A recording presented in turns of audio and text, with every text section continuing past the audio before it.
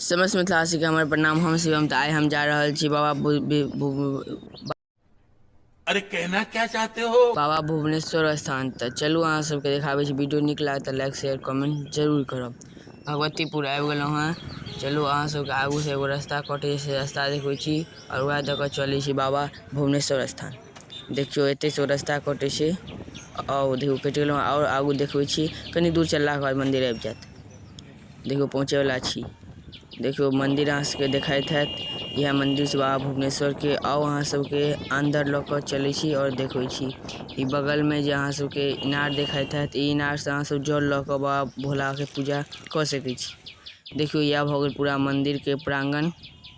कतेक भव्य लागि रहल छै, बहुत नीक छै। मंदिर भऽ गेल। आओ अहाँ सबके हवन कुंड देखबै छी। देखियो ई भऽ गेल हवन कुंड। पंडाजी के किछु सामान देबाक छलनि हैं, से दऽ देलियै। आब चलू मंदिर। आबि गेलहुँ हम मंदिर। जय हो बाबा की जय, भोले बाबा की जय। हर हर महादेव।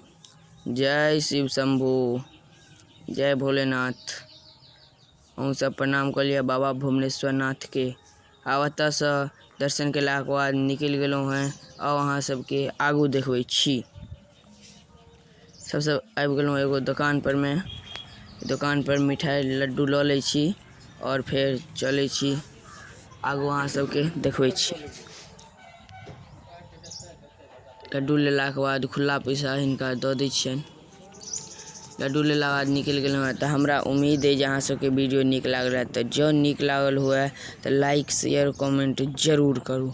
जय मिथिला जय मैथिली। फेर मिलै छी अगला वीडियो में। तब तक के लिए जय मिथिला जय मैथिली।